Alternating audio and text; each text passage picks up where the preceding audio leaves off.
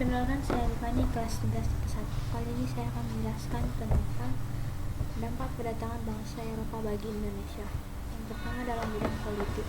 Pada masa pemerintahan kolonial, kekuasaan kerajaan di Nusantara menurun karena adanya intervensi dari pemerintah kolonial lewat divide et impera, politik adu domba. Melalui divide et impera, pemerintah kolonial Belanda berhasil mengaruhi penguasa daerah untuk tunduk terhadap kekuasaannya. Berhasil membuat penguasa daerah tunduk berarti juga dapat mengatur beberapa kebijakan baru, seperti yang pertama, membagi wilayah Hindia Belanda khususnya Jawa menjadi 9 prefektur dan 30 regentschaft. Yang kedua, tiap prefektur dipimpin oleh prefek yang merupakan orang Eropa, sedangkan tiap regentschaft atau kabupaten dipimpin bupati yang berasal dari orang pribumi bangsawan. Yang ketiga, prefektur dan regen berada di bawah gubernur jenderal yang berkedudukan sebagai pemimpin tertinggi di pemerintah kolonial Belanda. Yang keempat, gubernur jenderal dibantu oleh 6 departemen, yaitu kehakiman, keuangan, dan dalam negeri, kebudayaan dan kepercayaan, ekonomi, serta kesejahteraan rakyat. 5. Perubahan dalam politik pemerintahan kembali terjadi akibat kebijakan politik Pax Nederlandika di akhir abad 19 menuju awal abad 20. Yang berikutnya adalah Pax Nederlandika adalah perubahan sistem pemerintahan dari administrasi tradisional Pax Nederlandika adalah perubahan sistem pemerintahan dari administrasi tradisional ke sistem administrasi modern. Sistem ini diterapkan untuk menggantikan posisi penting pemerintah daerah ke tangan pemerintah Belanda dengan cara mengangkat dan mengaji pegawai yang menduduki jabatan struktur birokrasi. Dalam sistem tersebut, jabatan tertinggi yang bisa dipegang oleh masyarakat pribumi adalah bupati, dan di bawahnya terdapat wedana dan pati. Berikut bagian dari struktur pemerintahan kolonial Belanda ini yang di samping. Dan itu sistem pemerintahan di Indonesia sekarang merupakan warisan dari penerapan ajaran Trias Politika yang dijalankan oleh pemerintah kolonial Belanda. Dalam badan yudikatif, di struktur tersebut menjadi 3 macam berdasarkan golongan masyarakat di Hindia Belanda. Badan peradilan tersebut terdiri dari peradilan untuk orang Eropa, peradilan orang Timur Asing, dan peradilan orang bumi. Dalam badan legislatif, pemerintahan kolonial Belanda membentuk Volksraad atau Dewan Rakyat pada tahun 1918. Yang berikutnya dalam bidang budaya. Kedatangan bangsa Eropa ke Nusantara mempengaruhi kebudayaan bangsa Indonesia. Pengaruh tersebut mulai dari kosakata, bahasa, musik, seni tari, pakaian, arsitektur, hingga cara berpikir. Dampak dalam bidang budaya yang pertama adalah adanya kata-kata serapan. Kita bisa lihat ini samping kata-kata serapan, yaitu kalau dalam sepatu, dan serapan sepatu, baju, vas, pistol, sandal, book, Inggris, telepon. Nah, itu kedatangan bangsa Eropa juga mengenalkan berbagai hal baru ke bangsa kita. Misalnya kita jadi tahu berbagai musik internasional ataupun tarian seperti dansa. Selain itu ada juga bangunan-bangunan yang menjadi saksi bisu terhadap segala peristiwa masa lampau.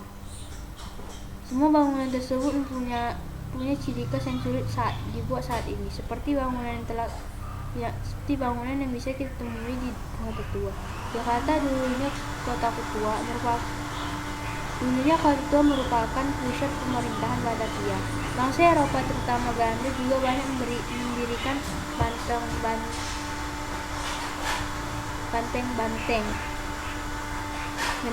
untuk menghalau serangan dari Inggris. Kamu bisa lihat benteng Fort de Kock di Bukit Tinggi, Sumatera Barat, benteng Marlborough di Bengkulu, benteng Spelwick di Banten, benteng Frederik di Yogyakarta, dan lain-lain.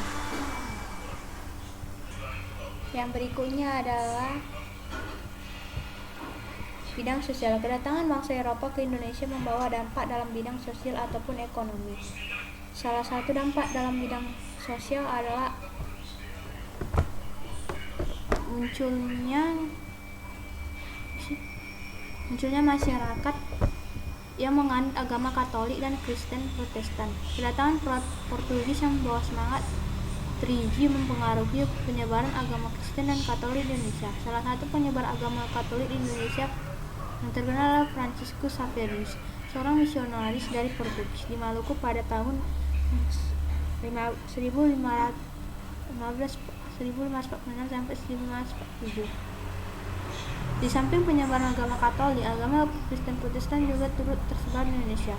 Penyebaran agama Kristen Protestan terjadi pada masa pemerintahan Gubernur Jenderal Raffles. Penyebaran agama ini dilakukan oleh Nederland Zendeling Genootschap atau NZG, yaitu organisasi yang menyebarkan agama Kristen Protestan berdasarkan Alkitab.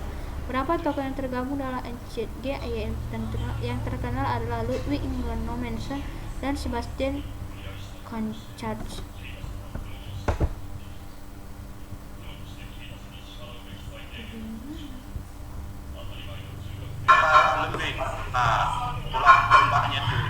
Berikutnya adalah bidang ekonomi. Dengan datangnya bangsa Eropa, masyarakat Indonesia diperkenalkan pada mata uang di masa Raffles menjalankan kebijakan sistem sewa tanah. Diperkenalkannya uang kertas dan logam mendorong munculnya perbankan modern di Hindia Belanda. Salah satunya adalah De Javas Bank, bank modern di Hindia Belanda yang muncul pertama kali dan didirikan di Batavia pada tahun 1828. Selanjutnya adalah bangkitnya kehidupan perekonomian akibat pembangunan jalan raya Pos Anyer Panarukan. Keberadaan infrastruktur jalan didukung oleh jaringan transportasi khususnya kereta api yang muncul dan berkembang pada masa sistem tanam paksa. Jaringan kereta api muncul dan berkembang di Hindia Belanda sebagai sarana pengantaran hasil perkebunan yang ada di Hindia Belanda serta transportasi masyarakat.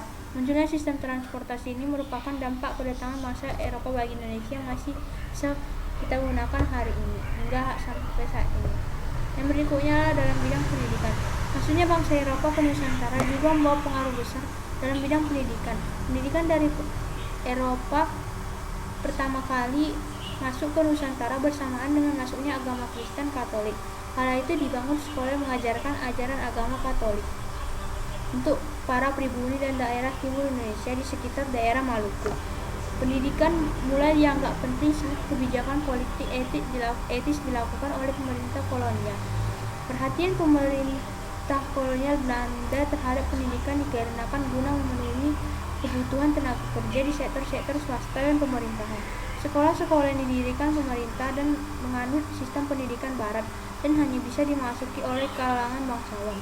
Beberapa contoh sekolah yang didirikan pada masa awal pemerintah kolonial Belanda antara lain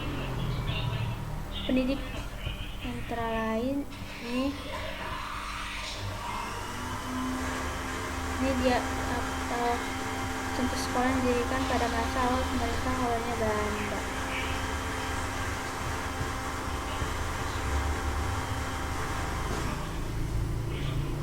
Selanjutnya pendidikan selanjutnya yang dibentuk pemerintah kolonial Belanda adalah sekolah-sekolah kejuruan seperti sekolah calon pegawai negeri sipil atau SPIA, Opleiding School for Inlandse Ambtenaren. Ada pula dua sekolah kejurusan medis level dengan tingkat universitas yaitu School of Opleiding van Inlandse School Alisen Sofia dan Netherlands Indisch Artsenschool atau NIAS. Sofia didirikan oleh pemerintah kolonial Hindia Belanda untuk melahirkan dokter-dokter dan mengatasi berbagai penyakit berbahaya di wilayah jajahannya. Sekolah ini didirikan untuk mendidik masyarakat pribumi hingga setelah mengenyam pendidikan di Sofia mereka mendapatkan gelar dokter Jawa. Kemudian muncul kembali pendidikan tingkat universitas teknis Hogeschool ATHS, sekolah tinggi teknik.